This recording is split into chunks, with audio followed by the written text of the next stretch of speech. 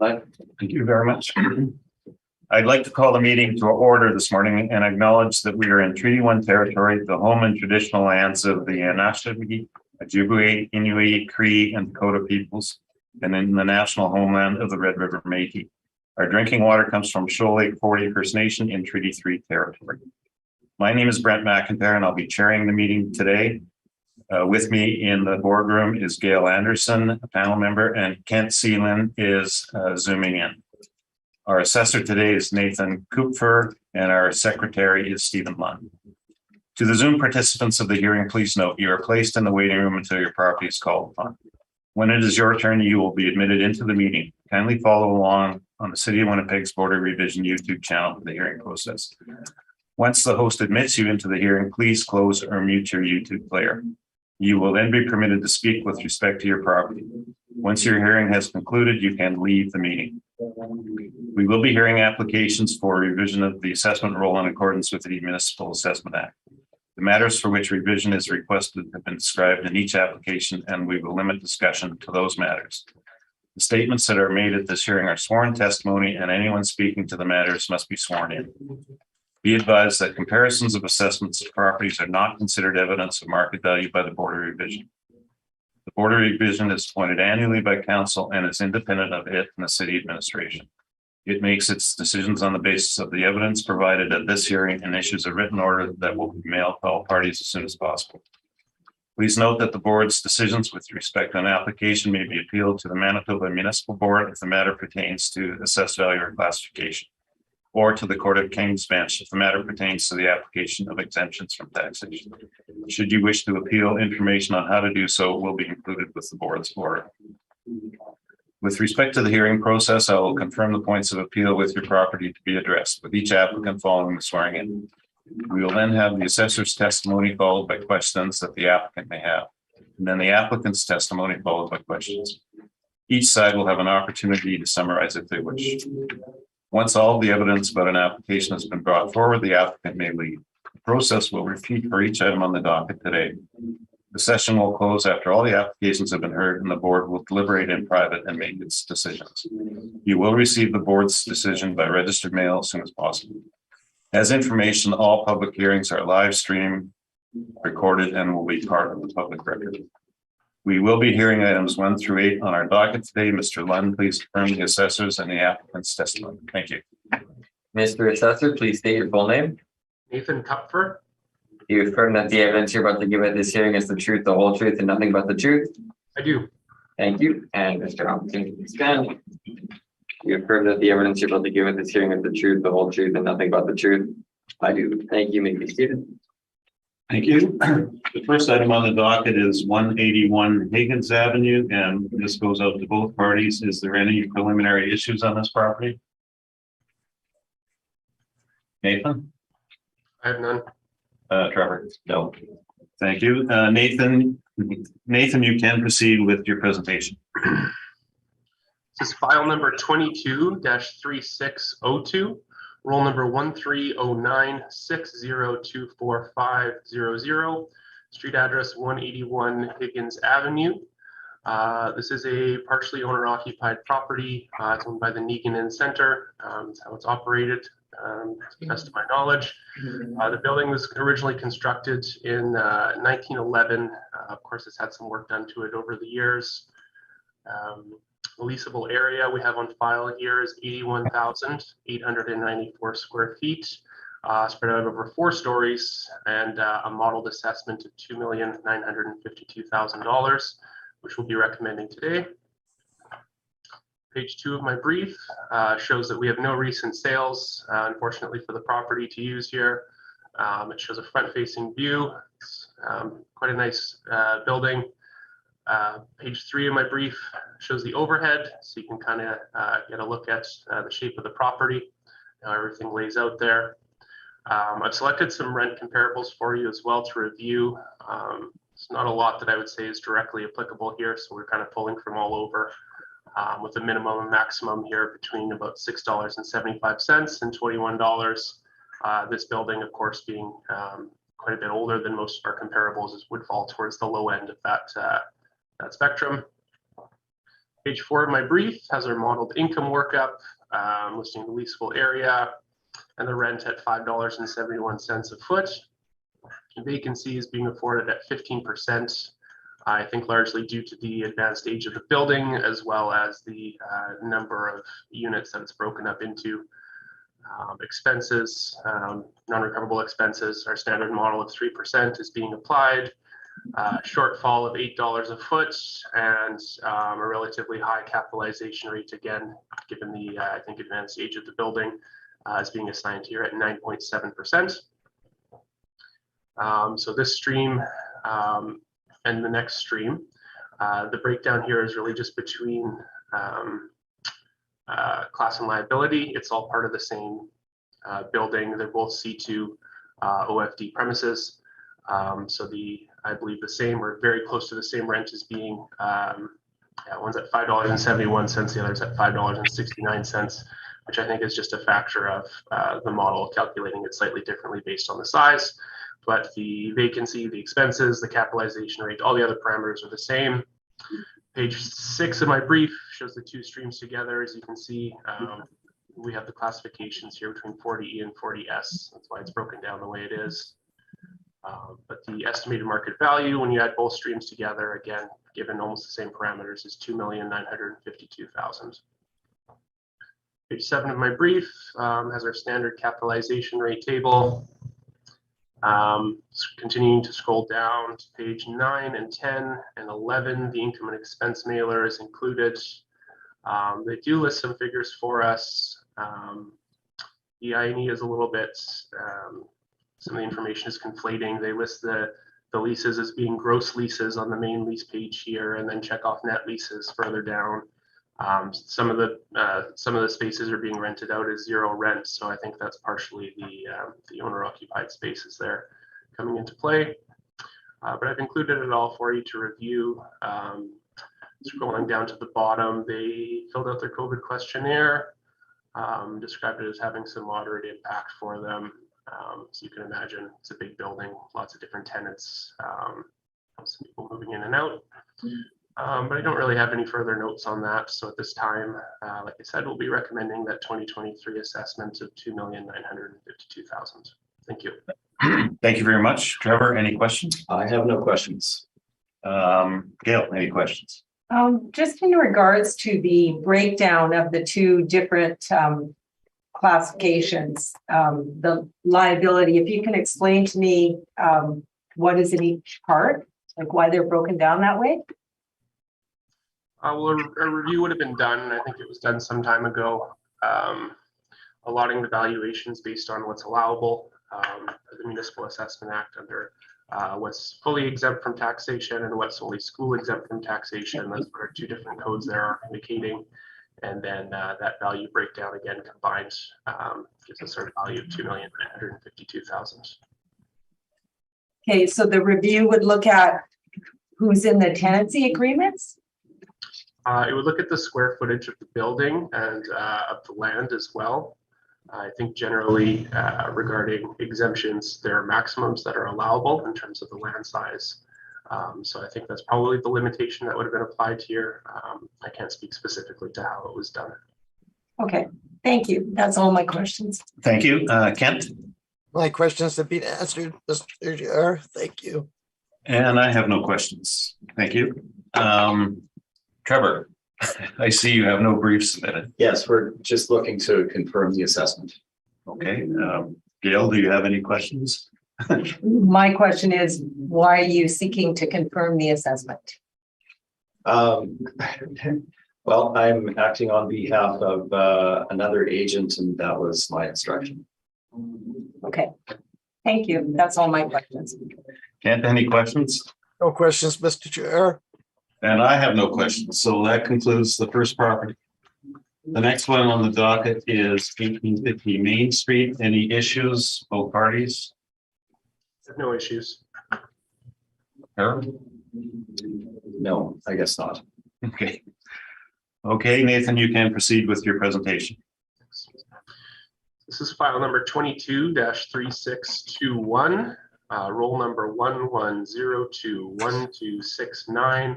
1850 Main Street is the street address.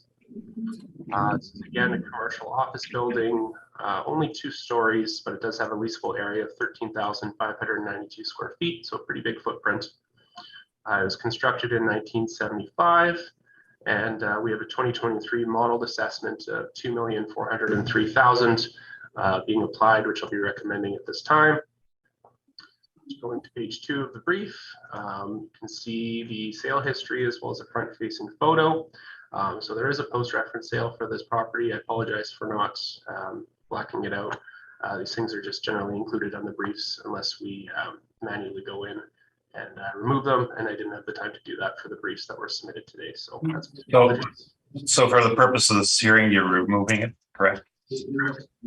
Okay, thank you. Going to page 3 of my brief, again, you have the overhead view of the property. The property is located on Main Street between Kingsbury and Burren Avenue, I believe. Scrolling to page 4 of my brief, I've attached a very general rent comparable table here. There's not a lot that I could find that was renting on Main Street, so we're pulling generally from Henderson Highway, so on the other side of the river there. Page 5 of my brief has our standard model workup here. 1 second.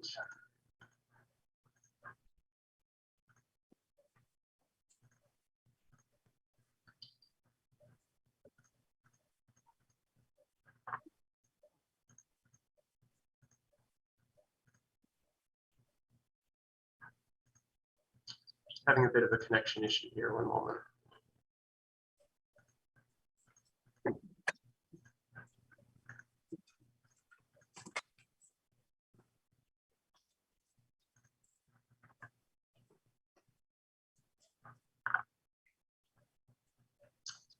All right, I've got it back here. So we are on page 5 of the brief, showing our standard model workup for this property. So like I said, 13,592 square feet leasable area. It's being modeled at $13.52 per foot. Standard model parameters here for OFS, I think 6% vacancy, $3 non-recoverable expenses, and $8 shortfall, and a capitalization rate of 6.7%, which again, I think is reflective of this being a 1970s build, so not particularly old, but also not new. That's kind of where the model placed it. So going to page 6 of my brief, again, it shows it's just 1 stream for this property.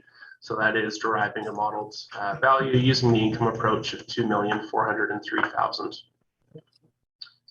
Going to page 7 and 8 of my brief, again, this is all standard, included with our model, our capitalization rate, and some points of legislation here. The rest of the brief here includes sales information and yeah, certainly all sales information. So what happened here? It looks like the previous owners handed the new owners the former income and expense mailer, saying essentially, you know, we vacated, we didn't fill it out. Here you go. And the new owners, of course, not having any income and expense information, just attached all their sales information and sent it in to us. So I didn't go out of my way to include this, but this is what was submitted, and I didn't feel it was appropriate to crop it out. So this is all in regards to the post-reference sale, other than a small part of the income and expense mailer, which is showing that they had a small lease in place for the portion that wasn't owner occupied. At what was it, $2,000 monthly rent over 1,000 square feet.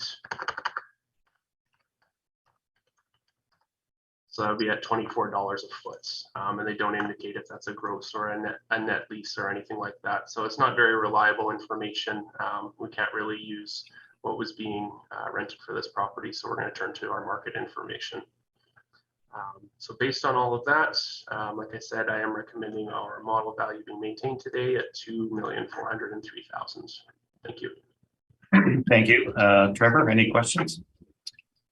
Yes, just a few.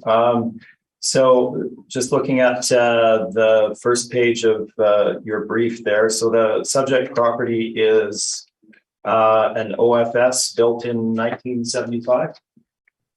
Yes, that's the information I've got here. Okay.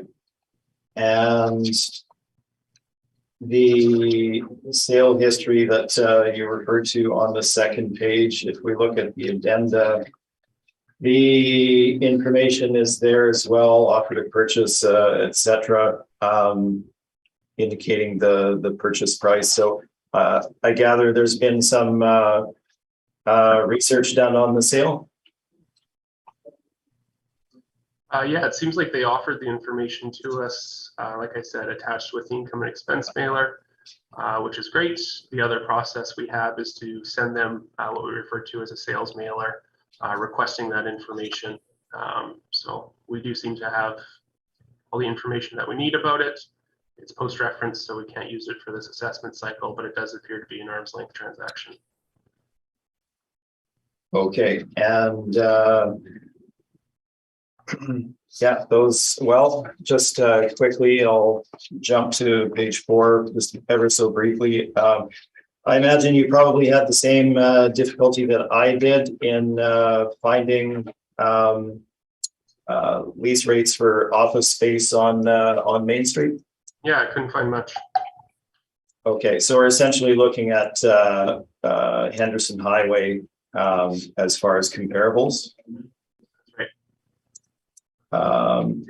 When I have a quick glance here, so I'm not going to spend any time on this, but 1215 Henderson Highway, one of your early comps there, I think it shows up a few times. That would be the Henderson Executive Center, the Kingsford building, is that correct? Yes, that is the Kingsford building. Okay, and then 1110 Henderson is also a multi-tenant office space. Yes, it does appear to be multi-tenant. Okay. Those are all of my questions. Thank you. Thank you. Gail, any questions? Just a question in regards to the property. Was there an on-site inspection done? Did you visit the property? I have not had a chance to inspect this property, no. Okay. That's all my questions. Okay, thank you. Ken?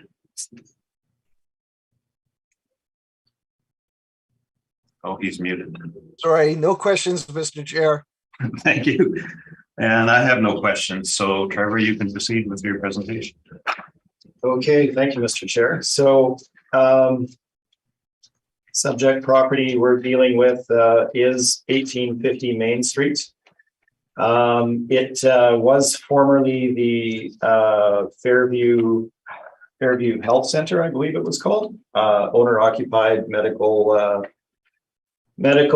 provider, two-story office building on Main Street. And the property, when COVID rolled around, it essentially shut down in the summer of 2020. It closed its doors essentially and was not operating since that time. And subsequently, the property was put up for sale in 2021 with the offer, as you can see in the city's evidence being submitted in, I think it was November of 2021, with the actual transaction date happening in 2022. Now, let's have a quick, I don't like to refer to post-reference material either, but in this case, we're looking at a property that was assessed at double the transaction value, the sale value of the subject property, and there's nothing to indicate that the sale is one that should be discounted in terms of being non-arm's length or any special circumstances, etc. So if you look at my addenda on page A12, you can see the sale brochure from the brokerage that handled the sale. This is from 2021. And the subject property was offered for sale at that time at to just under 2 million, 1,995,000. Subsequently, they received the offer after having it on the open market, and the $1.2 million offer was accepted. Obviously, that's post-reference, but again, as I would point out, we're looking I'm glad you referred to it as post-reference. and I'm glad that you're catching me on it as well. But I think I do think it's important that that it be acknowledged that we're looking at a situation where the assessment is double what the property transacted for. Whether that happened prior to the valuation date or after, it hasn't been acknowledged by the city in terms of any reduction in the assessed value, et cetera. So that's the situation that we're looking at. I will also, at this time, in the addenda, the property sale and questionnaire is shown on page A1. It is all arm's length. I'll point you to the addenda, page A3. I did not have an opportunity to confirm the numbers with regard to rentable area that are provided in that same sale questionnaire that are shown on A3. But as you can see, they have done some measurements, obviously, and they have a rentable space for the building at 9,469 square feet. As submitted to the city, this differs considerably from the 13,592 square foot leasable area that the city has for the subject property. Now, I wasn't able to confirm this prior to being able to submit the brief or prior to the hearing, but obviously those measurements have been taken, and I'm sure the plans for the building will be submitted to the city to confirm the accuracy of those, and that should also be taken into account in the final value that's arrived at today. Not being able to confirm it, we've used the city's leasable area in our valuation for the subject property. So let's move on to the valuation itself. Again, as noted, we're looking at 2023 assessment of $2,403,000 for a property that traded at $1.2 million. Property is built in 1975. It is an OFS, suburban office building, and we have site area of just under 17,000 feet as noted there. So having stated that, it being an OFS and the age of 1975, we have exceptionally few office buildings on North Main Street there. So I will take this opportunity to take you into my addenda again. Before I do this, as I know it will come up, I'm not comparing assessments. I'm discussing model and how erratic it is. So we have essentially two buildings on North Main of any size. Sorry, this is on page A9. My apologies. Just let us get there. Yeah, no worries. So there's essentially two office buildings on North Main of any size. I've also handled the other one recently. This being 952 Main Street. It's a Carpathia Credit Union 3-story office building that they occupy as the owner occupants. That one was built also in 1975. And it is also an OFS if you look at page A11. So if we look at A11, we have vacancy of 15% being applied to that particular property, as well as a cap rate of 8.65%, with relatively similar rents, perhaps somewhat higher than the subject property. Again, there's essentially two buildings of any significant size in terms of office space on North Main, these being the two of them. Now, why do I point that out? And I'm jumping around a bit here, I realize, but if we look at my page 16, I've summarized both my valuation as well as the cities side by side. And you can see that for property built in the same year, in the same general location, we have a 6% vacancy assigned to this property instead of 15%, and a cap rate of 6.7% versus 8.65%. Buildings of the same classification, built in the same year and relatively the same location.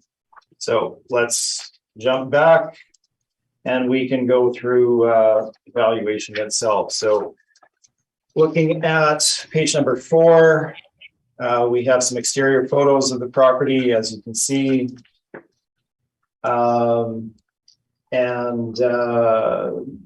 Well, there's not a lot of summary with regard to the build out itself. There is a bit of text with regard to that on page A12 with regard to the sale brochure for the subject property. Site description is on page 7, and the location is shown on page number 8. As noted, the sales history is shown on page 9. You can skip over that and move on to page 11. So our task, of course, is to arrive at fair market value. We have an owner occupied property, essentially with a very short-term gross lease over, I think it was a 6-month period, which doesn't really indicate anything to do with market level rents. So we need to look at the market for fair market rental comparables. So page number 11 gives us that. So our first property here, and these will vary in location. I had the same issue that the assessor did with regard to finding leases on for office space on North Main. Essentially, there are exceptionally few because there is no office space on North Main. As you go north, there is the Carpathia Credit Union, as indicated. There's one small 2-story building a little bit further north on Main Street on the east side. There is Parkview Professional Center, which is just south of the Chief Peguis Bridge, which is a medical office building on the west side of the street near the auto dealer out there. But that's strictly medical office space. And that's essentially it, other than some owner occupied, 1-story buildings or second floor of buildings built in 1950 or things of that nature, right? So there really is no office space out there to take rents from. So we need to look at comparable situations. So that's what we've done on page 11. And you can see the rental range that we're arriving at here is $10.50 to $12 a square foot for properties that are, to be fair, all significantly better located, generally better office space. They aren't all necessarily built in the same year as the subject. Some are newer, some are older, but let's look briefly at what we have here. Enfield Crescent is right close to downtown in St. Boniface. That's not my greatest comp. It's a house adjacent to commercial that has been converted to office space. We have property on Portage Avenue, a little further out, $12 a square foot. 1313 Border is an office building out in the St. James industrial area. Rents there in the 1150 plus square foot range. Heritage office building at 167 Lombard, obviously Grain Exchange, 1150 a square foot.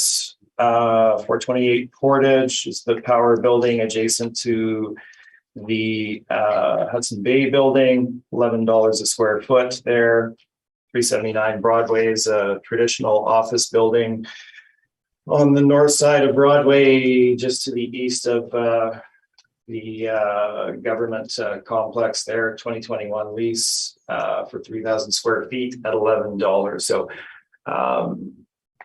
what we're looking at is a building that's in an inferior location with essentially no demand that would drive a lower rent. So when we look at the market averages, et cetera, as provided by the brokerages, they're all going to be higher than what the subject would achieve. And you can see that in the text here. So we have Class C office space downtown at 1168, suburban a bit higher at 1308, none of that being in the subject area, that being the Cushman Wakefield brochure, as you can see at the top. Capital Commercial, similarly, they have Class C showing at 1291. We're downtown, obviously better located than the subject. And then we have no suburban Class C space essentially being shown. So let's look at the subject in comparison to all of that information. Where would it lie? Well, it would fall underneath, below the metrics that have been presented. So we've assigned a rental rate of $10 a square foot for this reason. Let's look at vacancy, page 13. So I've given you 4 sources here: Cushman, Colliers, Capital, and the Johnson report. If we look at suburban vacancy overall, we have 12.8%, 12.6%, 11.6%. So they're in and around that range. Again, all of that space, or the majority of it, is not going to be better located than the subject property. Class C suburban, 9.4%, 17.2%, 5.3%. And the other suburbans, there's basically one Class A suburban building, significant vacancy there. Obviously, Class B suburban is in that same kind of, well, slightly lower range than the subject. So where should the subject fall? Well, the subject was fully vacant as of the valuation date. As I mentioned, after COVID struck, the building essentially shuttered in the summer of 2020 is our indication, and remained that way through the valuation date. So we have assigned a vacancy rate of 15% to the subject property based on this information. The expense allowance issue, each of you panel members has heard my discussion on that. I'm not going to go through it again unless you wish to hear it. I believe I've presented to each of you in this cycle. So if you do have questions, I'm happy to answer them, but let's save a little bit of time. And essentially, we are in disagreement with the city with regard to the overall amount of the non-recoverable expense allowance, and we utilize a total of 7% for that amount, which is consistent with the city of Winnipeg's former allowance for the expense allowance. Again, happy to answer questions if you have them. The shortfall allowance, we've assigned the same rate as the city of Winnipeg at $8 per square foot, absent of any further information. Let's move on to cap rate. So what would an appropriate cap rate for the subject property be? Well, I've given you the Cushman and Wakefield as well as the Colliers capitalization rate reports as of the valuation date. These are based on investment grade properties, which the subject would not really fall within, it being a Class C suburban essentially. So let's look at what's there in any case. So Class B suburban, Cushman is indicating 6.75 to 7.75%. Colliers indicating 6 to 6.75%. Obviously, subject property falls outside of that range as a Class C property and wouldn't be tracked by the commercial brokerages. So Looking at the market itself, we've given you 6 different transactions. These were true investment sales, properties purchased at arm's length for the in-place income and expense. And you can see that our capitalization rate ranges from a low of 6.75% up to a high of 8.7%. Now, let's also look at where these properties are located. 185 Sherbrooke, so adjacent to downtown, essentially. 1000 Waverly. This is a very well located property in Southwest Winnipeg, 6.5% cap, being indicative of that transaction. Again, immediately prior to COVID, so no impact from COVID on that particular transaction. And you can see the other properties as noted there. All of these being generally significantly better than the subject. Certainly 200 Portage being at the corner of Portage and Main, transaction at 7.9%, and 444 St. Mary, an excellent Class B office building, 2017 sale at 6.9%. So again, where would the subject fall? We're on North Main. We're in an area with exceptionally little demand for office space. And that's very unlikely to change. We don't see any development happening there. People are not buying old buildings and knocking them down and putting up office space or retail malls or anything of that nature. It is what it is. So we would essentially be towards the upper end of that range. So we've assigned a cap rate of 7.5% to the subject. That falls again within the ranges provided by at least one of the brokerages. So if you look at page 16, you can see our summary. Rental rate of $10 based on market evidence. Vacancy of 15%, subject property being fully vacant. And we've used a cap rate of 7.5%. Now, when we summarize this, we come to a final value of $1,215,000. I've asked for the sale price, as I don't see any indication that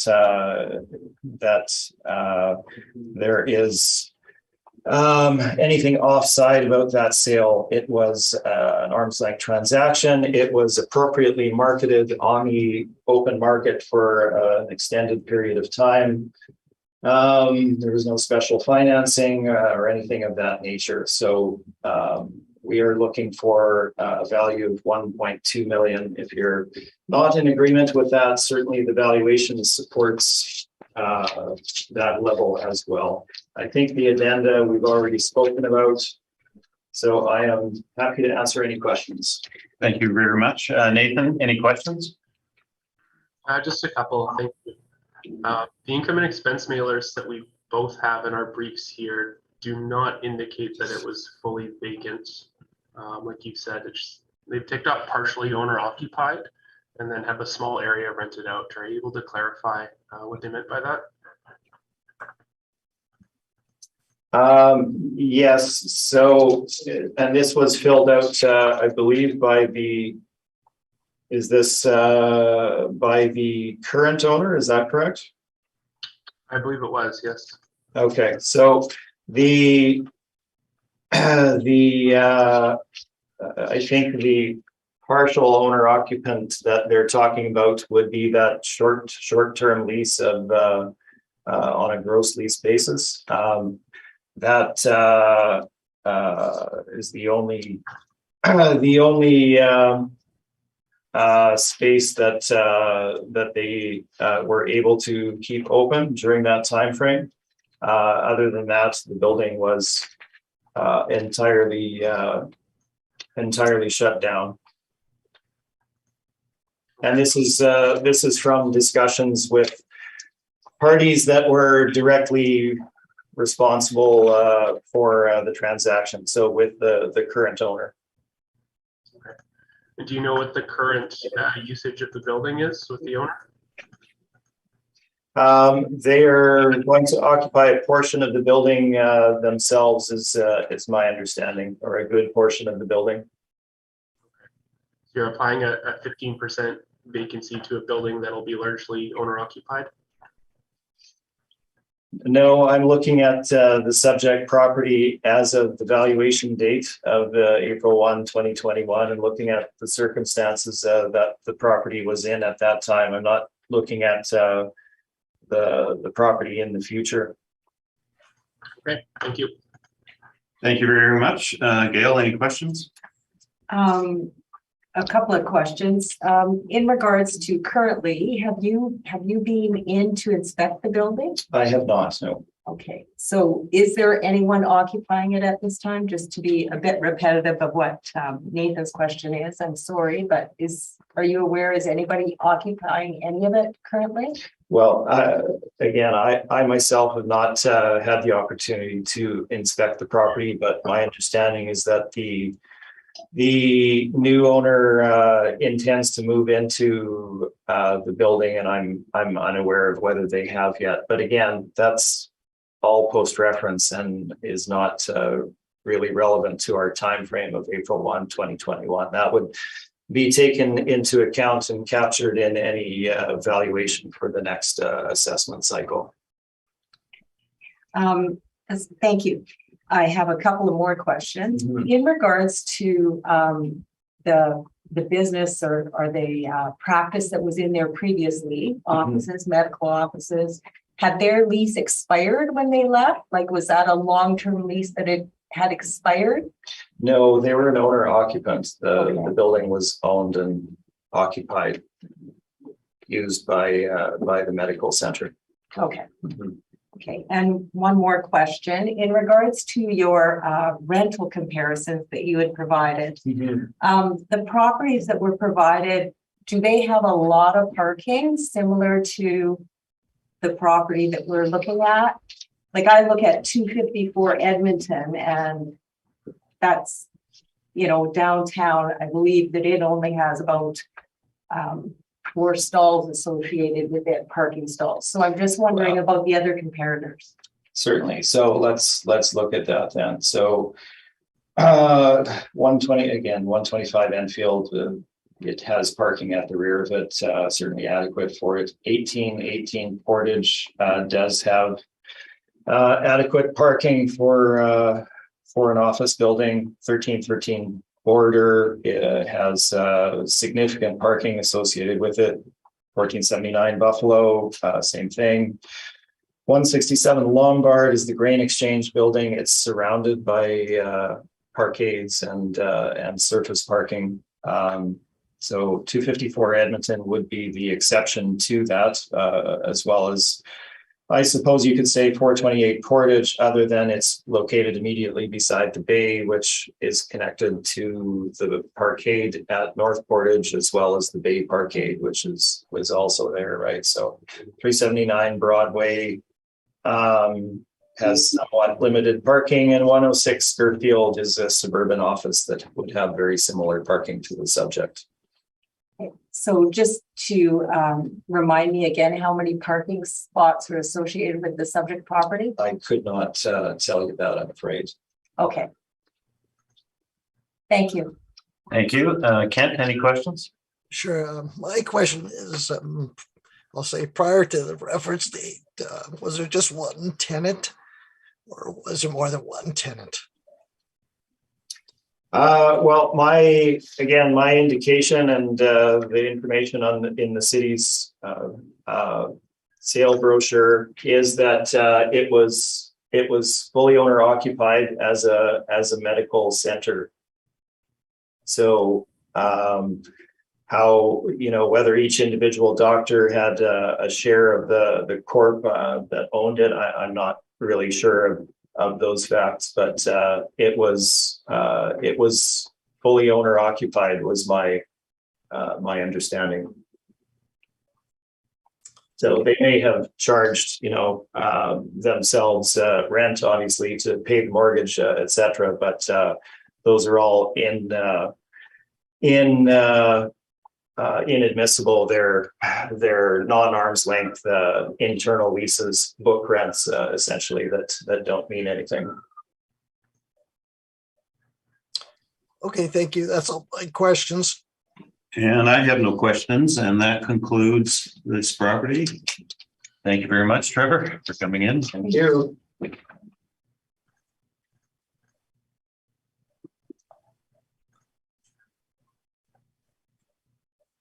We have time for a 5-minute break. Certainly.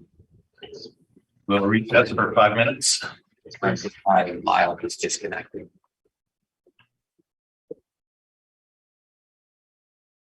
Okay, we are live. Thank you very much. We'll resume the hearing this morning, and Stephen, if you can swear in Mr. Rapp. Mr. Applicant, please state your full name. Lyle Rack. You affirm that the evidence you're about to give at this hearing is the truth, the whole truth, and nothing but the truth. I do. Thank you. Thank you very much. Any preliminary issues on this first property at 1790 Main Street? I have none. Nope. Okay, Nathan, you can proceed with your presentation. Thank you. This is file number 22-3760. Roll number 110206270000, street address 1790 Main Street. This is another commercial office building, only 1 story, constructed in 1981. Leasable area 4,142 square feet, which I believe is divided into 3 spaces, all tenanted. Our model value here is just over $1 million, $1,001,000, which I'll be recommending today for the 2023 assessment. Page 2 of my brief shows the sales history of the property as well as a front-facing view that you can see. Most recently, the sale transacted in 2016 at $520,000. Page 3 of my brief shows an overhead view of the subject property, as well as some rent comparables, similar to another property we've discussed today. Not a lot of office space rents on Main Street, mostly being pulled here from Henderson Highway, but I've provided for you just a general wide sample size here, which averaged out to about $14 a foot, $14.90. Page 4 of my brief has our income workup here. Like I said, the property is divided into 3 different spaces, all being given standard office finish parameters here, all roughly the same size, around 1,300, 1,400 square feet. And the rents are being consistently applied here between $16.28 and $16.33. The vacancy, the expenses, and the shortfall, again, all standard model parameter, 6% vacancy, $3 non-recoverable expenses, and an $8 shortfall. And a capitalization rate of 5.95% is deriving our value of $1,001,000. Page 5 of my brief has the income value summary, again showing just 1 stream for the property. It's all OFS. Page 6 and 7 of my brief shows our standard capitalization rate table, as well as the Assessment Act excerpts that we include in all of our briefs. And scrolling down to the bottom, you will get our income and expense information. From what I can tell here, these are all gross rents that are in place. So we do have 3 gross rents, 3 tenants. They do indicate that the building's partially owner occupied, so I'll ask the agent about that to clarify which tenant is potentially associated with the owner, as none of them share a common name, so it's not particularly easy, and I didn't do a company search for this. But the 3 rents, when you add them up, I believe derive $22 and about $22.39 gross, and our expenses I think came out to just over about $6, which means the net rent being reported was about $16 a foot. So our model does appear to be doing a pretty good job capturing the operating income of the space. So at this time, I will be recommending that 2023 assessment be confirmed today, just over $1 million. Thank you.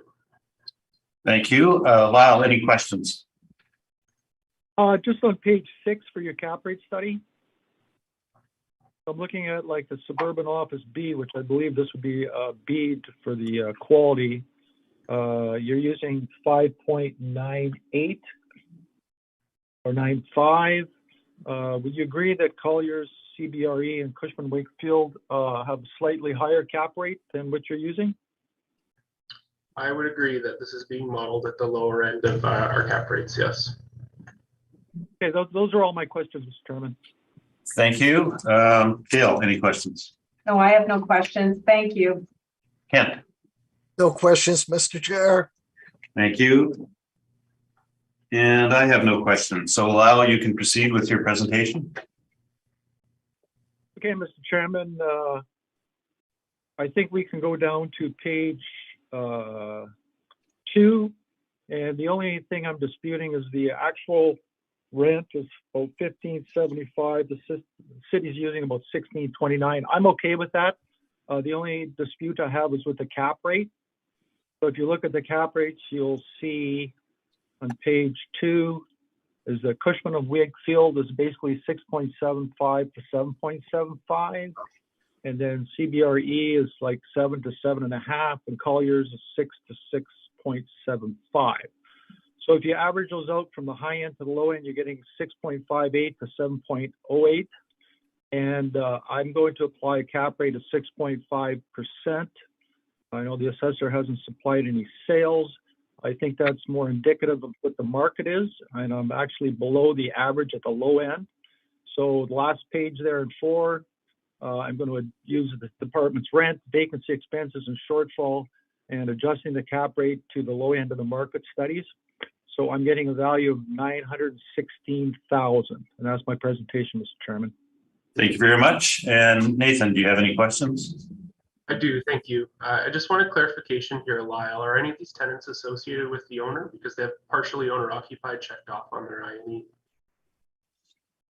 That was an error. I don't know why the owner actually has a location down the street, like about 4 blocks away. But no, because you're getting he's actually in property management. So that was an error by the secretary. I kind of pointed that out to her for next year, but no, because one is a nail place, one is home security, and the other one is like a vape shop or whatever. And he's the owner's actually into property management. Okay, thanks for clarifying. That's all. Thank you. Gail, any questions? No, no questions from me. Thank you. Kent? No questions, Mr. Chair. And I have no questions. So we'll move on to the next property, which is 460 Main Street. Any preliminary issues, either party? No. Okay, then we will proceed. Nathan, you can make your presentation for 460 Main Street.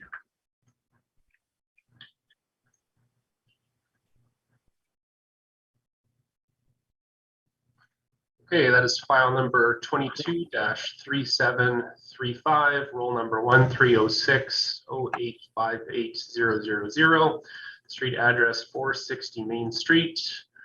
It's a commercial office building constructed originally in 1909.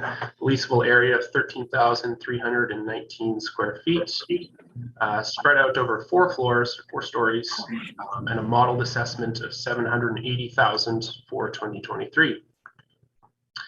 Page 2 of my brief will show you a front-facing view of the building there. It's the one right in the middle. And no recent sales to go off of that I was able to find for this property, unfortunately. Page 3 of my brief shows the overhead view of the building. It's right along Main Street, close to Portage and Main. Generally right across from our office building, actually. You can see it out my window. Page 4 of the brief has the rent comparables. Again, very broadly supplied here. Of course, the building being it's a 1909. It's generally going to fall at the lower end of the rent comparable table. Page 5 of my brief has an income workup.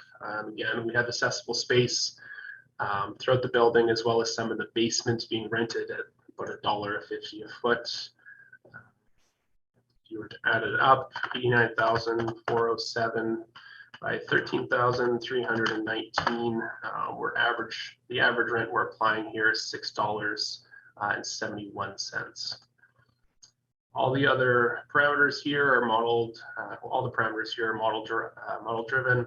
15% vacancy. I think based on the number of spaces that it has, the fact that it's an OFD and it's quite a bit older is driving up that vacancy, as well as the capitalization rate into that 7.4 range, driving that estimated market value of $780,000 for the property. Page 6 of my brief shows that income workup again. Again, one stream. It's an OFD building, again, based largely on the age. Page 7 and 8, capitalization rate and assessment act excerpts. And then page, the rest of the brief here is all income and expense information.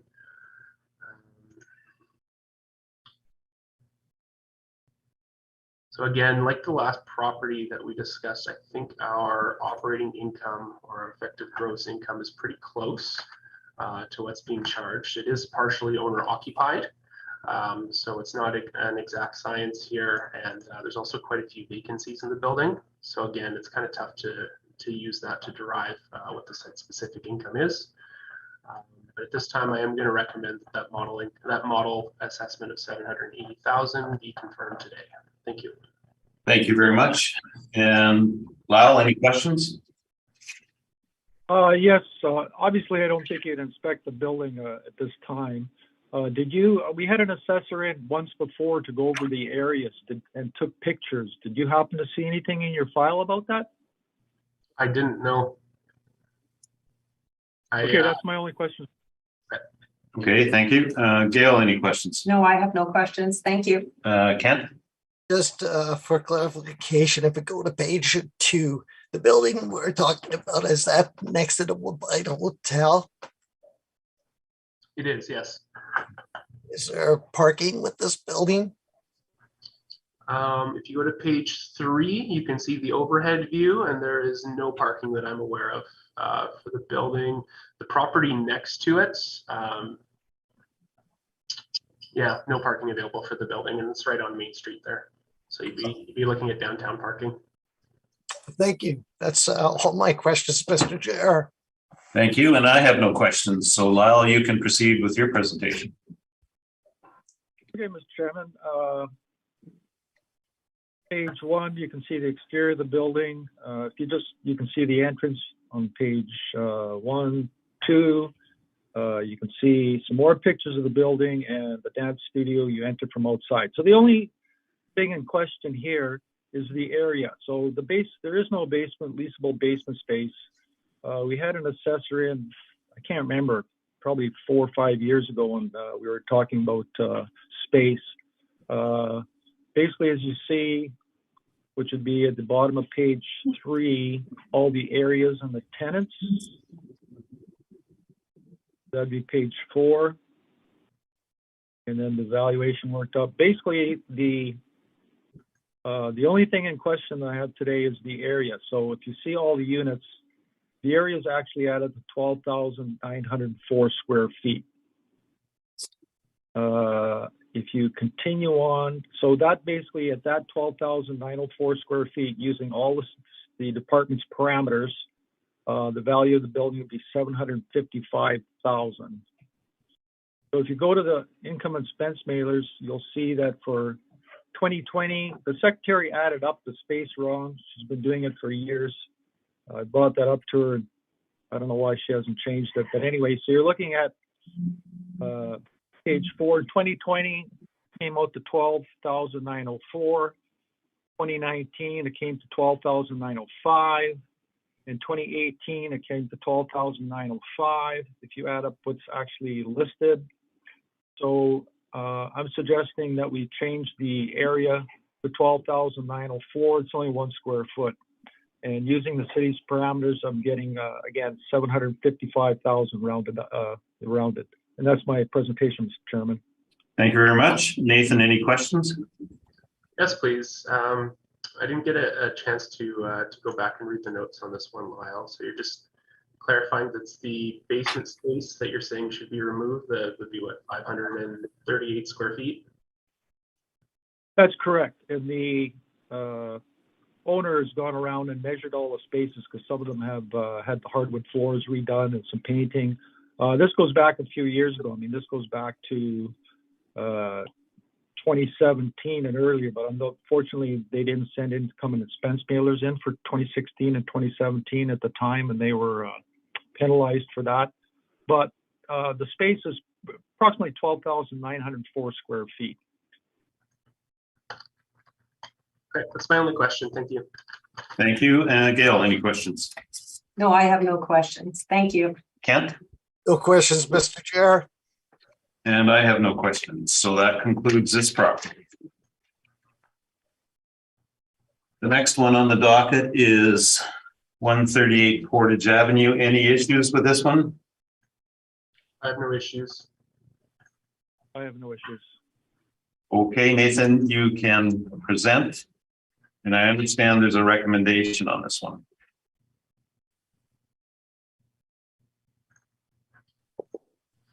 So this is file number 22-3744, rule number 120938345500, street address 138 Portage Avenue East.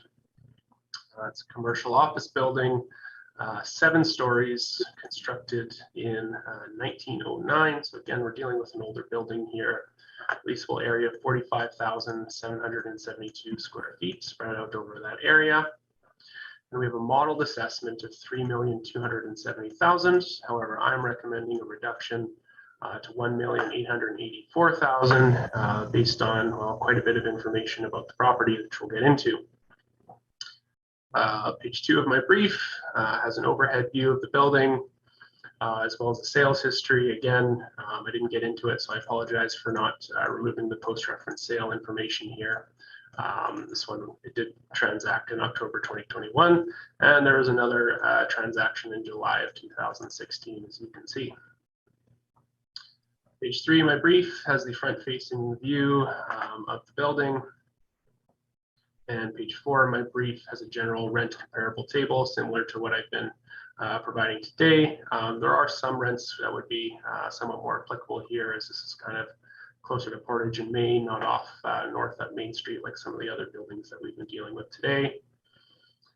We have a parking stream associated with this building as well, so I've included parking rents, downtown parking. Page 6 of my brief has that parking lot breakdown. So this is above ground, generally unserviced parking, 24 stalls and $92 a stall, producing an annual rent of $26,496. Capitalized at 4.5%, which derives a value of $589,000. Page 7 of my brief has the income workup for the building itself. Page 7 and page 8 of my brief, I'll ask you to largely disregard. What was happening here is another assessor in our department was handling the 2020 assessment for this, I believe, at the municipal board. Made some changes within the system here that were carried forward into 2023 and produced some values here which aren't going to add up to the value which we started off at, the modeled assessment of 3,270,000. So I'll ask you to just skip right over pages 7 and 8 and 9 as well. Page 10 of my brief, again, capitalization rate tables, as well as 11, the Assessment Act excerpts. And then page 12 of my brief finally has the income workup here. So this building had a fire in it. To the best of my understanding, the fire was in 2021, I believe. So after that 2016 sale and before the 2021 sale. So what we're applying here is our maximum available vacancy allowance of 25% and a rate per square foot of $6.25, which I think generally indicates the lowest end of our rent comparables possible here.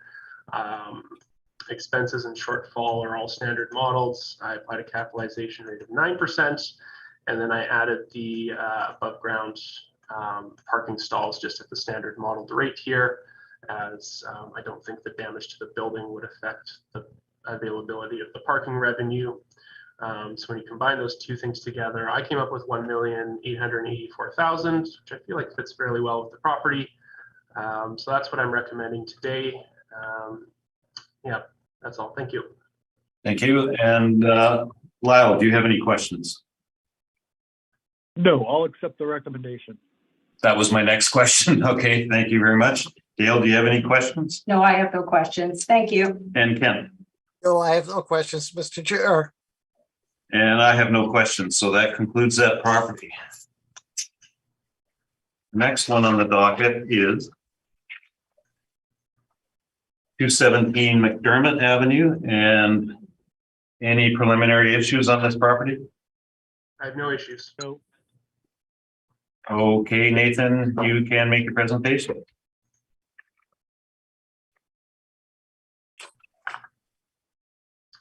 Okay.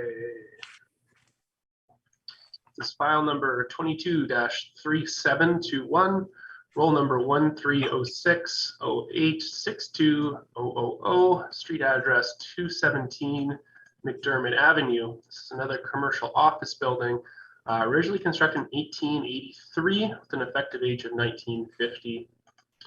Leasable area of 21,226 square feet, spread out over 5 stories, and a 2023 modeled assessment of 681,000, which we'll be recommending at this time. Page 2 of my brief shows that we have no sale history on the property, nothing recent to go off of. And an overhead view of the property, it's the one on the corner there between Albert and McDermott, I believe it is. Page 3 of my brief gives you a good view of the building there. I think that's Schwarmacon on the first story there. You can kind of see on the right. Page 4 of my brief, general rent comparable tables for downtown and the exchange area with an average rent of $13.23. Certainly not suggesting that's where this building should be. It's old and not in the best of conditions. Page 5 and page 6 of my brief show you that we have quite a few demised office spaces here. I didn't bother to total them up for you. It looks like there's about 30 of them. But when you take 122,277 by the total square footage of 21,226, it means we're applying an average rent here of $5.76. And again, everything here is being applied by the model. We have 20% vacancy, I think, to reflect that advanced age of the building and the number of tenants that it would have. 3% non-recoverable expenses, an $8 shortfall, and a capitalization rate of 8.95% is giving us our value of 681,000. Page, scrolling all the way down then to the income and expense information. This building is partially owner occupied. They've submitted some income and expense information for us to review. If I'm remembering correctly here, when I did my homework on this property, our net operating income was coming in a little bit higher again than what's being reported. It wasn't clear to me which units were being owner occupied, but I don't believe our model value here was too far off at $5.76 a foot, like I said. So based on all that, I am recommending that our value be maintained today at 681,000. Thank you. Thank you very much. Lyle, any questions? I guess you never had a chance to actually go inside the building? I've been to Schwarmacon before, but I have not inspected the building. That's all. Thank you very much. Gail, any questions? No, I have no questions. Thank you. And Kent? No questions, Mr. Chair. And I have no questions. So Lyle, you can proceed with your presentation. Yes, and for this particular property, I do have a rebuttal brief that I'll go through after I give my presentation. Okay, proceed. Okay, so if you look on page 1 of my brief, as the assessor said, it's an extremely old building and is actually in basically original condition, except for the main floor. There's the tenants on the main floor. That space has been renovated. As far as the income approach, The main floor derives all the value of the building. The upper floors, of the condition they're in, do not really supply any more value to the building. It's all the main floor. So it's a 5-story and it's a walk-up. The elevator in that building hasn't worked for 15 to 20 years. The wheel in the basement is actually collapsed in all the beams, and it doesn't have an elevator. So it was originally constructed in 1911. If you go to page 2, you can read through there, and I'll just highlight the main points. So it was built in 1911, and basically the spaces in the hallways and everything upstairs is still in 1911 condition. So the building condition, a few windows have been replaced on the south and the west side. The access to the basement, the mechanical rooms, etc., you cannot get from inside the building. You actually have to walk down Albert. And it's been designated as a historical building. There are some exterior cracking in the bricks, not bad. The interior is in poor condition. It's basically mostly original. The ceilings are in need of repair. Paint is flaking off. The original stucco is cracking. The windows ice up. I mean, there's a problem with heat loss. Very small rentable rooms. I mean, the average size is about 575 square feet. So it's very detrimental as commercial space. Plus, there is no elevator. So basically, trying to maximize the rents from this property is pretty well impossible. Now, the third thing is the washrooms. There are only 2 washrooms in the whole building. One is on the 3rd floor and the men's is on the 5th floor. So that's detrimental to the building as far as tenants go. You only have 2 washrooms, and each washroom has like 2 stalls, and they are in original condition. So as I said, the elevator basically has not worked for over 20 years. The owner has tried to get a grant incentive from the city. That didn't work, but the estimates at the time, and this is going back a few years, was about $75,000, and the owner, or it could be more, because where the actual elevator room is at the back, so the building. So basically, that's not going to happen. So basically, the tenants all in that building are basically people that are renting spaces for art space, because the areas are so small, and like I said, you've only got 2 washrooms, so you basically have to walk up floors or down floors. As far as valuation considered, when you think about all the things that are going around the building and the cosmetics repairs that have been done by the owner just to keep it going, this building basically is his main source of revenue. So I don't think the actual possibilities of selling this building are very low or not at all, because you'd be better off demolishing all the upper floors and just having the main floor, because the main floor is at market rent. So that's basically where you're getting all the value of the building. Steam pipes in the building have to be replaced. Some of them have been done. It's a problem retrofitting internet cables, which they don't have, and actually electrical. So basically the building suffers from physical deterioration. It's curable and mostly incurable because of the elevator, and functional obsolescence that's incurable. So if you look at the bottom of page 3, that's the entrance to the building. You can see how worn out those stairs are. And you can see inside the elevator cage, it's one of those old ones, it's all metal cage around it, and the staircase basically wraps around that shaft. And inside there are the recycling and garbage bins. That's where he keeps his recycling and garbage bins. So if you keep scrolling down to page 4, you can see the art space. That's old metal tiling from a roof that's been glued on the wall and painted black. And you can see the typical hallway with the pipes running on the ceiling.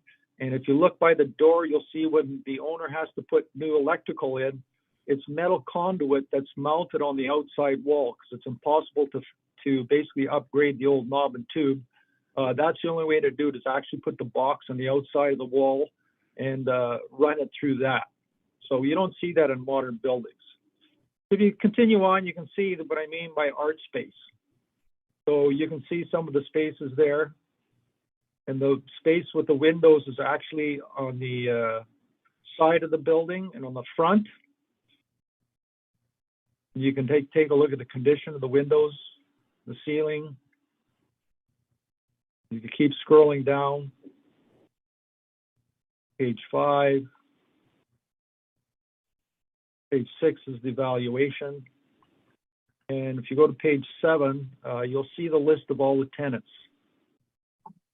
You'll see there's an extreme amount of the 3 units on the main floor, 217, 223, and 225. Those are pretty well at market rent. Those are pretty good leases in there. Everything else is very cheap space. So you're getting a gross rent of basically $130,738. If you go to page 7, you'll see all the costs. Maintenance repairs are actually pretty low, but it's basically a vacancy of 43%. Go down to the next page. It's 2021. You'll see that the net operating income from the building, and it's 37%, is basically $53,090. Keep paging down to the bottom of page 8. You'll see the vacancy history. So it's got extreme vacancy. I mean, almost 50% for a number of years. I mean, it's hovering right around 50%. Now it's down to about 37%. So on average, it's 43.3% vacant all the time, like forever.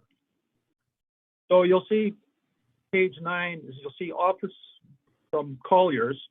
Office and retail transaction volumes remain low, with very few significant transactions occurring through 2020.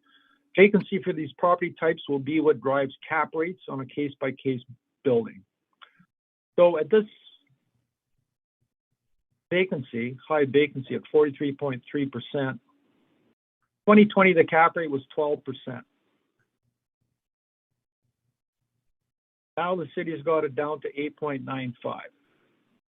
For this type of building and its condition, I'm suggesting using the NOI of 53,090 and applying 11% cap rate to that. Because the vacancy and the maintenance and everything's in there. There's no sense coming up with value for all the empty units and then applying a vacancy rate and expenses. I'm just taking the NOI, which is pretty consistent over a number of years. So I'm asking that the board use 11% cap rate and reduce the value of the building to $483,000. That's my presentation. Thank you very much. Nathan, any questions? I have no questions. Thank you. Gail? No, I have no questions. Thank you. Kent? No questions, Mr. Chair. And I have no questions. So that concludes this property. Oh, Lyle, you had mentioned rebuttal. Yes. Do we have it? Yeah, I just shared it. Okay, just give us a moment.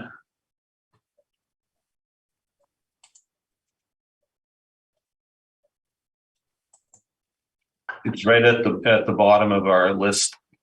Is it? Yes. Let me know when you get it, Kent. Sure, be patient here because I don't see it. But I shared it with you via SharePoint, Kent. okay, let me just try again. You might have to refresh your page. I have, but it just showed me one page. That doesn't look. Just 1 second. Sorry. Thanks for your patience.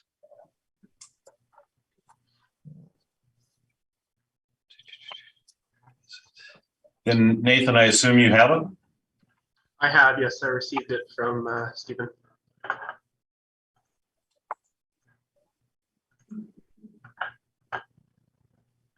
Okay, I have it. Thank you. Okay, Lyle, you can proceed with your rebuttal. Okay, so like I said before, that this old building and the condition and all the problems with it is a very hard building to compare to. And I don't think I know the assessor's pretty busy. I've had him quite a few times, so I'm not going to hold it against them. But as you look at 326 Broadway, I mean, it's a better location, it's a better building, so you'll see how many comparables. That's the first comparable at 1050. And then you'll see that we got a number of comparables at 221, 23, 27, 20 through 237, 245, 245 Portage. And you can see what building that is. And it's on Portage Avenue, almost at Portage and Main. And obviously that's a superior building. I don't think that's comparable. Now you go to number 3, page 3, you'll see 177 Lombard opposite the Richardson building at 1050. That's not comparable. And then you get a number of comparables, 167 Lombard. I know they have 4 elevators that work across the Richardson building. That's not comparable. And then the last one here, 321 McDermott, I've got a real question here that I don't believe that the rent is $16.72 per square foot for that building. You can see what the building looks like. Because in his comparables, he's got 167 Lombard and 177 Lombard, which is right across the Richardson building, and the rents aren't, I mean, they're in the $12, $13 range. So there's something wrong. I'm sure he probably didn't have enough time in his busy schedule to check that 1672 up. I can't believe that that's a net, that would be the highest value property that we're looking at. And the next one, and Batatine, again, is a superior building. So I don't think any of his comparables really are justified to drive the rent of the subject property. That's my rebuttal, Mr. Chairman. Thank you. And Nathan, any questions? I have no questions. Thank you. And Gail, any questions? No, I have no questions. Thank you. Ken, any questions? No questions, Mr. Chair. Thank you. And I have no questions. So we'll move on to the next one, which is 1000 Notre Dame. Any preliminary issues on this one? No, but I was hoping to take just 2 minutes again, Mr. Chairman, to run to the washroom, if that's okay with you. Well, let's take a 10-minute break because we are proceeding nicely this morning. Okay, 10 minutes. Thanks. Thank you.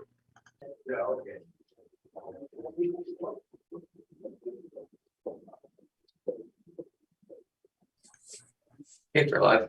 We're going to resume the hearing this morning, and the next property in the docket is 1000 Notre Dame Avenue. Is there any preliminary issues with this one, either party? No. No, Mr. Chairman.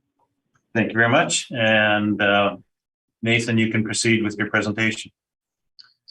This is file number 22-3737, roll number 13096148200, 1000 Notre Dame Avenue. It's another commercial office building.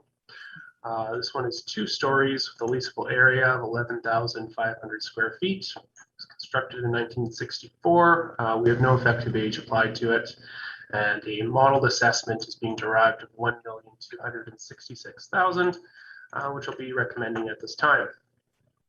Page 2 of the brief shows our front-facing view of the office building. Doesn't appear to be any significant upgrading or anything like that to the exterior. Like I said, it's built in 1964. Page 3 of my brief shows the overhead of the building. As you can see, it's located one off the corner there, so it's not a corner property. Provided a smaller rent comparable table here for Notre Dame, something that I tried to get a little bit more focused on, but again, admittedly, none of these are great apples and apples comparisons. But I did find an average rental rate of about $14 a foot between these 4 comparables. Page 5 of my brief shows the OFS workup for this property. We have 4 demised premises with a total square footage of 11,500 square feet, and a potential rent being calculated again by the model of 104,651, which would equal 11,500 square feet, just over $9 a foot, about $9.10 I'm showing. Everything here, like I said, is being modeled applied, 6% vacancy, 3% non-recoverables, an $8 shortfall, and a 7.1% capitalization rate is getting us to our value there of 1.266. Page 6 of my brief as the income value summary. Again, it's all on one stream. It's an OFS stream, so all those parameters are standard for our model. Page 7 and 8, capitalization rate and municipal assessment act excerpts. Nothing new or noteworthy there. And then we have the income and expense mailer attached at the end of the brief, as always. This one is a little bit tricky to do a site-specific analysis on because of the vacancies. They're reporting a net operating income with a 40% vacancy of 59,000. It's obviously quite a bit lower than what we have modeled. I think we have a net operating income of about 89,000. So that's about what I know about the property. And at this time, I'll be recommending that that model value be maintained. Thank you. Thank you very much. Lyle, any questions? Yes, on page 11, you'd agree that all the rents in that property are gross? They are all indicated to be gross rents, yes. Those are all my questions, Mr. Chairman. Thank you. Gail, any questions? No, I have no questions. Thank you. And Ken? No questions, Mr. Chair. And I have no questions. And Lyle, you can proceed with your presentation. Thank you, Mr. Chairman. So if you look at page 1, there's some pictures of the property from the outside. It's an OFS Class C. It's all in original condition, so you can see on page 1 on the left there. You know, 1 is the only one that has its own washroom and kitchenette. That was put in for the previous tenant. That was a school division. So it's a little higher rent, but you can see that the walls are concrete block. There's no drywall in there except on the outside of the building, and the inside wall is, again, concrete block with a brick veneer. You look to your right, the second unit 2 and 3 on the main floor, that has some drywall partitions in it. And on the bottom, you'll see that unit 4 in the second floor has concrete block walls. So it's in basically original condition. If you scroll to page 2, you'll see at the bottom, they're all gross rent. So basically I have adjusted the highlighted in yellow is the gross rent for the main unit, unit 1. That's 1367 gross. That's the last rent from the school division. You can see that unit 5 and 6, Aaron Pfeffer, that's not a market rent, and that's actually the owner's partner. So I consider that space vacant because he's only paying $2.68 a square foot. I spoke to the owner, and if someone rents that, he does have it up for rent on his website. So I'm considering that vacant space, but I did adjust it to 1003, which was the last tenant for those 2 spaces. So if you go down, you'll see the vacancy history of the building. So the vacancy is pretty high. Presently in 2020, it was 68%. And so I have adjusted the rents to come with a gross rent of $132,147. I have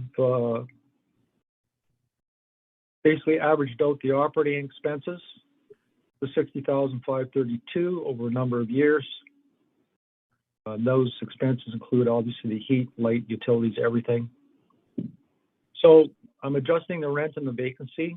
So I'm pulling the vacancy up to 15%, and I'm using the rent at $79,869, and using the parameters for expenses, shortfall, and for the capitalization rate. So I'm looking for a value of $733,000. And below, you've got the 2020 income expense mailer. And then you scroll down, you get the 2019 and 2018 and the 2017. So units 2 and 3 went vacant as of August 2017. And that's my presentation, Mr. Chairman. Thank you very much. Nathan, any questions? Yes, thank you. I just ask you to review your unit number 2 there, Lyle, on page 2 of your brief. Showing monthly rent of $36.50. Was that a typo? The income and expense mailer is indicating that one rents for 4,258. Which, you're looking where it says subject gross rents? Yeah, so the Inuit tenant there, you have the same monthly rent as leased area. I'm thinking that one was maybe just a typo. No, the rent is $12 a square foot gross. There's no rent for unit 3 because that's unit 2 and 3 are combined, and the total area for unit 2 and 3 is 3650. I'm showing on the monthly rent for unit 2 and 3 combined, there's 4,258, which would be 51,000, not 43,800. Oh, let me see here.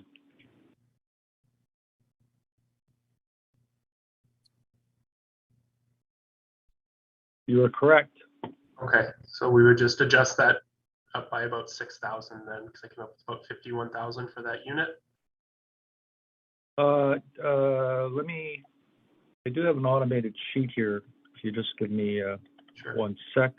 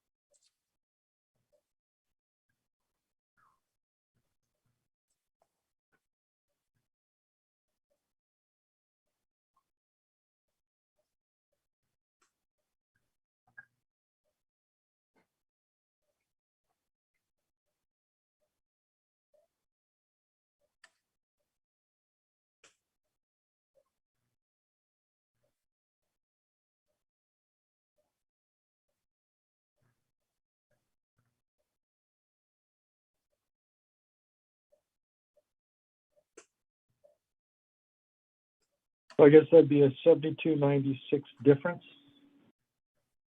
Yeah, that's about what I got. Okay, so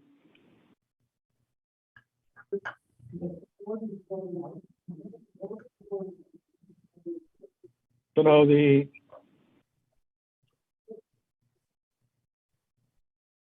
potential income would be now 87,165. Thank you. That's my only question. I'll come up. Yeah, I'll come up with a new value. Just give me 1 second. Okay. Sorry about that. No That's problem. okay. So now we're looking at a value of 817,853. So if you round that out, we're looking at 818,000. Okay, thank you. Any other questions, Nathan? That's it. Gail, No, I have no other questions. Thank you. Kent? No questions, Mr. Chair. And I have no questions. Lyle, I understand you have rebuttal for this. Yeah, sorry about that error, Mr. Chairman. It's okay. Thanks, Nathan, for pointing it out. And Nathan, have you got the rebuttal? I just sent the email. Waiting on it.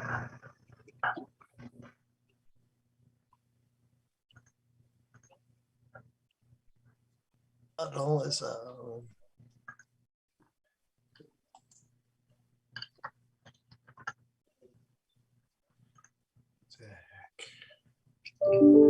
Just got it.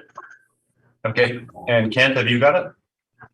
actually, I'm just working on that. Just give me a quick second. I'm sorry about this. No problem.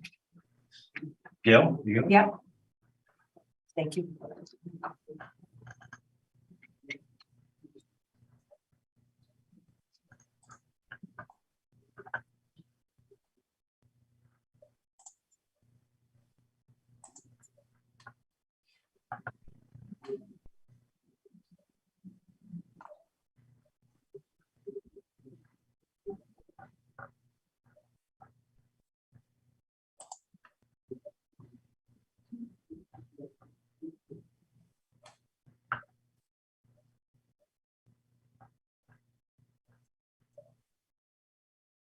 Yes. Thanks. Thank you. Lyle, you can proceed. Okay, Mr. Chairman. So you'll see that the assessor, as he said, his comparable is not really apples to apples. You'll see that the first two are 321 McDermott, and you can see the picture of it. And I discussed that already about the rent at $16 in that building. So we're left with two comparables. And you'll see underneath there, that's the table of the Lombard, and you can see the rent. So that $16 seems a little bit off. The next one down at 255 Sherbrooke is at $995, and that's a single occupant building. So there are no second floor rents. And then if you look at the next one at Sherbrooke, 1350, that's a different style building, and it looks to be a portion of it is maybe 2 stories. And sorry, Mr. Chairman. And part of it's 1 story with front parking.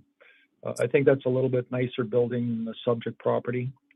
So he's down to basically, I think basically Sherbrooke is probably the closest, but not really. And definitely the first comparable is an office building, OFD. So I think as the assessor stated, they're not, he doesn't have a lot of comparables. I sympathize with him. I know how big his workload is, but I think that the valuation I come up is using the actual rents is sufficient. And that's my rebuttal, Mr. Chairman. Thank you very much. Nathan, any questions? I have no questions. Thank you. And Gail? I have no questions. Thank you. Ken? No questions, Mr. Chair. Thank you very much. And I have no questions.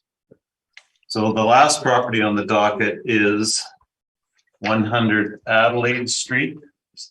Let us bring it up.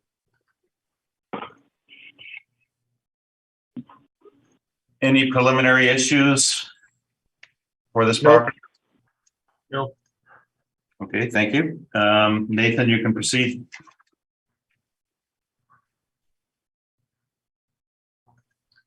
This is file number 22-3745, roll number 1306-101350, street address 100 Adelaide Street. This is a commercial office building, 5 stories with a leasable area of 36,901 square feet. We have on file here.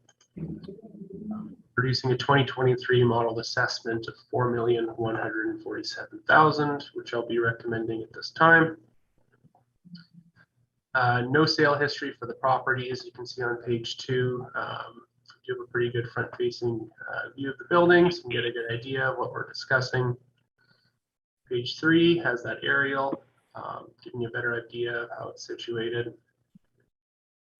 Page 4 of my brief. Again, some general rent comparables from kind of the downtown and exchange area, showing an average rent of $14.29 with a min-max between $7 and $25. This building was constructed in 1910, so I don't think it's particularly high end. I would expect it to achieve closer to that lower end of the rent comparables table. Page 5 of my brief has the parking comparables. Again, we do have a parking stream on this property. It's located downtown. Page 6 has our income workup for the building. So we're calling this an OFC. It does have C7, C2, and C6 storage. So the different tenant classes are laid out there before you. C2 is our standard. It's the one you'll see most often. C7 is for government agencies, and then C6 is storage, generally lower end finish. So again, everything here is being applied by the model. I haven't touched this. We have 12% vacancy being applied, 3% non-recoverables, a $10 shortfall, and a capitalization rate of 8.9%, which again, I think reflects the advanced age of the building. So we have a estimated market value for the improvements here at $3,501,000, which when you combine with the parking stream of 52 stalls at $51.75 a stall. On page 8, you can see the income value summary, which adds those two streams together, giving us our value of $4,147,000. Page 9 and 10 have our capitalization rate and municipal assessment act excerpts that you've been seeing today. And the remainder of the brief here is income and expense information. So this is indicating to be rented out at net rent rates. Again, I don't think I calculated a site-specific one for this. We could look at it here. So I've got 13,197 for the immigration center between the basements, 100 and 200. 10,500 a month for social innovation.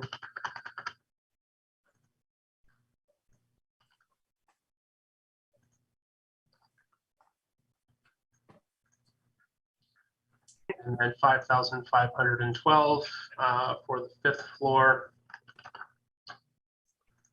1 second. Here we go. 10,500 plus 5,012. 12 means we're looking at 350,508. And then the total square footage,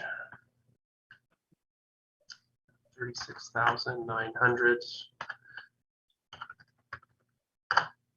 I mean, what's being reported is about $9.49, just based on my quick math here. And then what we're modeling, 416,868 by 36,900. It's about $11.29. What we're modeling is about $2 a foot higher than what's being reported. And yeah, that's all the information I have for the property. Thank you. Thank you. And Lyle, any questions? No, I'm okay. And Gail? No, I have no questions. Thank you. And Ken? No questions, Mr. Chair. And I have no questions. So Lyle, you can proceed with your presentation. Thank you. So page 1, you'll see picture of the building. It's an older style building from the outside. So there was an entire 5th floor in 2019 for lease. So if you go to page 2, you'll see some of the interior spaces. You'll see that there's just partitions. It's basically open space, like a loft space. You'll see the last picture on page 5, the 5th floor that's vacant. So this is a Class C office. So if you go to page 3, you'll see the different tenants and what they're paying. And actually, when you go to the income expense mailer, it's like a semi-gross lease because not all the expenses are recoverable.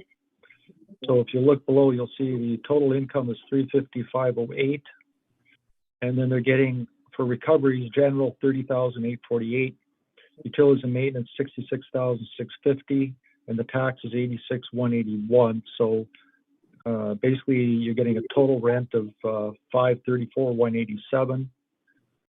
You'll get the expenses of $243,529 because there's a lot of things that are not recoverable.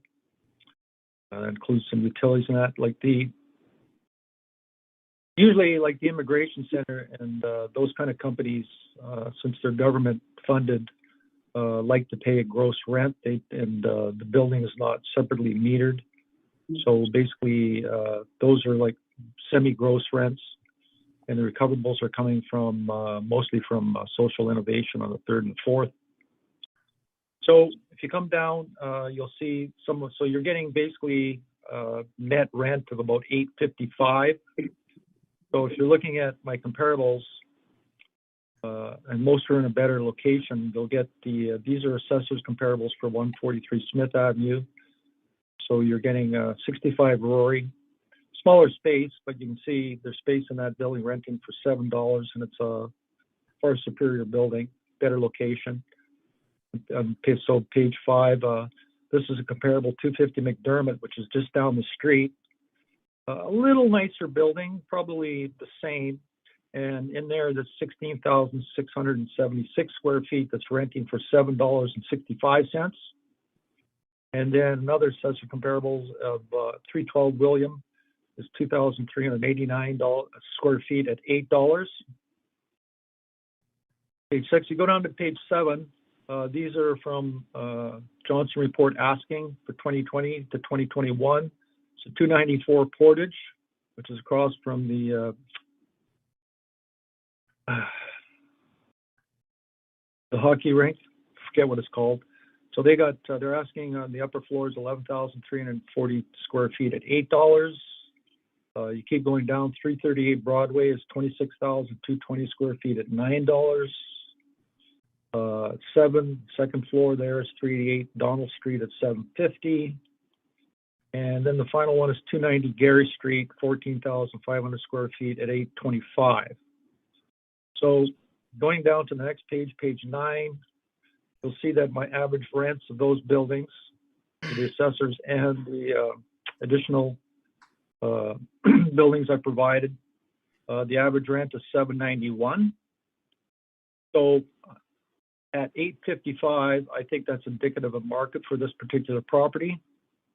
So using the parameters for the building, I'm getting a value of $2,329,680, and then the city parking, about adjusting that at $645,840. So I made an error there. The total should be not $2,910,000, but $2,976,000.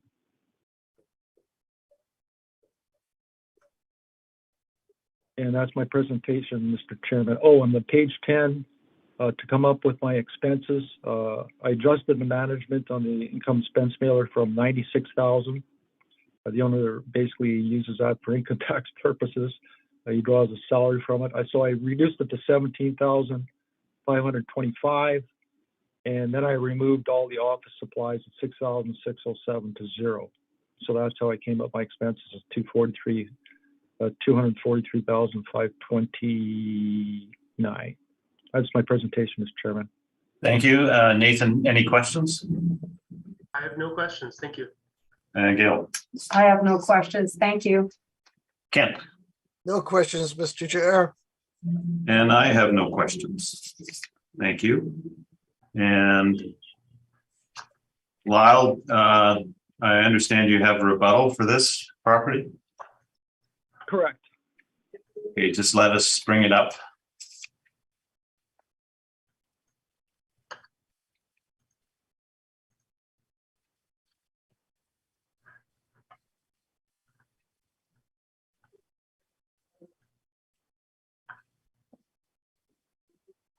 Kent, do you have it?